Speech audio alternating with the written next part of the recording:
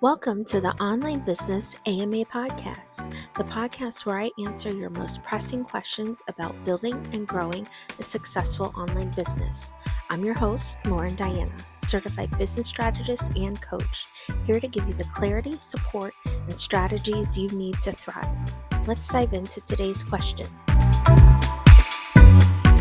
Hey friend, welcome back to the show. Today's question comes from Isla, a service provider, and I think it's something a lot of us are feeling right now, especially with the way the online business space is shifting. She asked, "What's the most effective way to market my service-based business?"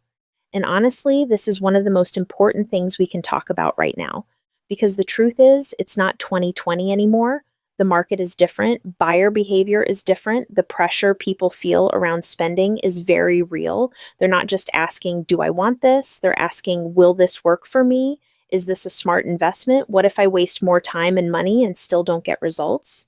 And if you're a VA, a Kajabi expert, a tech VA, a designer, a strategist, a copywriter, a social media manager, or anyone who sells services online, it's not just about being good at what you do anymore. You've got to know how to position yourself in a way that cuts through hesitation and builds real trust fast. So let's go deeper into what's actually working right now.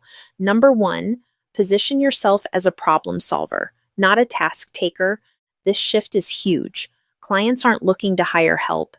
They're looking to solve a pain point. If you're leading with your title, like I'm a tech VA or I'm a graphic designer, you're already blending in. That's commodity language. That's how people end up comparing you on price.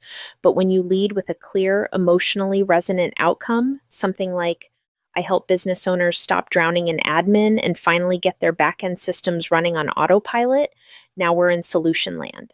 Now you're speaking directly to the pain they feel and the relief they want. Ask yourself this: what happens if someone doesn't hire you? What gets worse? What keeps breaking? What continues to suck their energy or cost them sales? That's the messaging you lead with. Number two, create fast, low-risk wins that build trust and momentum. In this economy, people aren't jumping into $5,000 retainers or 6-month commitments without proof of value, but what they are doing is hiring for smaller, high-impact projects that solve something specific and fast. So ask yourself, what can you offer that delivers a win in 1 hour, 1 day, or 1 week? Examples: a tech audit that shows what's broken and how to fix it, or a 1-hour strategy session that gets a plan mapped out. Or you could do a 1-day Kajabi setup so they can start selling their product right now. Or have a content repurposing sprint that gets 30 days of posts done in 1 afternoon. Make it punchy, make it tangible, make it easy to say yes to, because once they trust you in the small stuff, they'll come back for the bigger work every time. Number three, build your brand off platform, even if you get clients through Upwork or referrals. This is the part no one wants to hear, but it's the part that changes everything. You cannot rely on a third-party platform or referrals alone forever. You need your own visibility, your own voice, and your own proof of value out in the world. That could mean posting behind the scenes of your client work on LinkedIn or IG stories, writing educational content that shows off your thought process and approach, sharing tiny lessons you've learned through doing your work and how it helps clients win, building a small email list of past clients and leads so you can stay top of mind. And listen, this doesn't mean spending all day on content. It just means intentionally showing up in a way that says, I'm the real deal. I know what I'm doing. And if you hire me, you're in good hands. Number four, don't just show proof, show transformation. You've heard share testimonials 1,000 times, but here's the deeper version of that. People don't just want to see that someone liked working with you. They want to understand what changed. What was the before? What was the after? How did your work impact their revenue, their confidence, their systems, their time? Even better, connect the dots for them.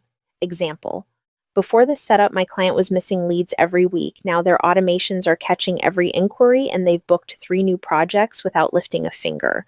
That's way more powerful than a vague quote. And if you're newer or don't have case studies yet, offer something for free or low cost in exchange for permission to document the results. That'll pay off long term. Number 5, your marketing isn't just content, it's your process, your proposals, your presence. If you're on platforms like Upwork, A lot of your marketing happens before someone even talks to you. So your profile, your pitch, your proposals, they're doing the heavy lifting. Ask yourself, is my profile leading with outcomes or just a list of services? Does my proposal make it easy for them to say yes?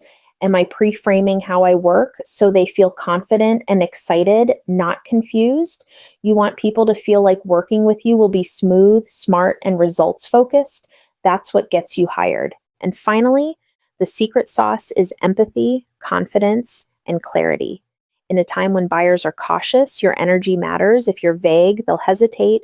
If you're insecure, they'll ghost. If you over-explain or undercharge, they'll assume you're not the expert. But when you show up with calm, confident, focused energy, when you clearly communicate the value of what you do, who it's for, and why it matters, people will listen, because ultimately clients aren't just buying your time, they're buying relief, they're buying certainty, they're buying peace of mind that the thing they've been stressing about is finally handled. You are the solution, so sell that. All right, Isla, thank you for such a powerful question. And if you're listening to this thinking, okay, wow, that's exactly what I needed to hear, then here's your challenge. Take one of these strategies and apply it today. Update your offer, refine your messaging, share a client result, pitch yourself with more clarity and confidence. This is your moment to step out of survival mode and into strategy. You've got this. And I'm cheering you on every step of the way.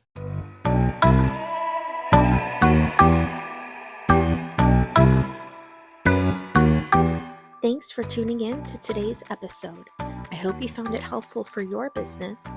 If you've got a question you'd like answered, just head on over to onlinebusinessama.com to submit yours, and it might be featured in an upcoming episode. See you next time. Want to learn more about growing your business online? Are you a coach or course creator who's looking to sell out your programs and courses? Learn more by visiting laurendiana.me.